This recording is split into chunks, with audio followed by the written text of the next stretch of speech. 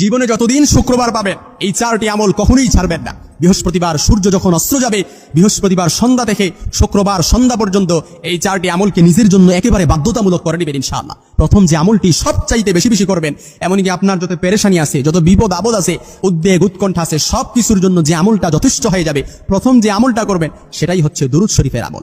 দুরুদ শরীফ পারি না এমন কেউ নাই। সবচাইতে ছোট্ট দুরুদ সাল্লাল্লাহু আলাইহি ওয়াসাল্লাম, এই দুরুদটাও আমরা পারি, এই দুরুদটাও আপনি চাইলে করতে পারেন। সবচাইতে চারটি আমলের মধ্যে সবচাইতে বেশি যে আমলটা করবেন সেটা হচ্ছে দুরুদ শরীফের আমলকে, একেবারে দুরুদ শরীফের আমলকে নিজের মধ্যে আঁকড়ে রাখবেন। শুক্রবার দিনের 2 নম্বর যে আমলটা করবেন সেটা হচ্ছে যতদিন বাঁচবেন, যতদিন জীবনে শুক্রবার পাবেন, এই শুক্রবার দিনের ফজরের নামাজটা কখনো মিস দিবেন না।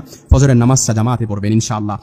3 নম্বর যে আমলটা করবেন সেটা হচ্ছে শুক্রবার দিন সূরাতুল কাহাফ পড়বেন। ইয়াকুনু লাহু নূর, যে ব্যক্তি শুক্রবার দিনে সূরাতুল কাহাফ পড়ে, এই সূরাটা কাল কিয়ামতের ময়দানে ইয়াকুনু লাহু, তার জন্য নূর হয়, ইয়াকুনু লাহু নূর, তার জন্য নূর হবে। এই নূরের আলো দিয়ে ওই ব্যক্তি কিয়ামতের ময়দানে ফুলসিরাতের পুর অনায়াসে পার হয়ে যাবে।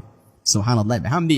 এমনই কি যে ব্যক্তি শুক্রবার দিনে সূরাতুল কাহাফ পড়ে, ওই ব্যক্তিকে আল্লাহ তাআলা দাজ্জালের ফিতনা থেকে তাকে হেফাজত করবে। এজন্য যতদিন শুক্রবার পাবেন ততদিন এই আমলটা সূরাতুল কাহাফ তেলাওয়াত করবেন। 4 নাম্বার যে আমলটা করবেন সেটা হচ্ছে মসজিদে আগে আগে যাবেন। এটা রাসূল সাল্লাল্লাহু আলাইহি ওয়াসাল্লামের অন্যতম সুন্নাহ। শুক্রবার দিনের 15টা সুন্নাহ আছে, একদিন শুক্রবার জুমাতেও আলোচনা করেছিলাম। তো এই জন্য শুক্রবার এই মসজিদে আগে আগে আমরা আগে আগে যাব ইনশাআল্লাহ।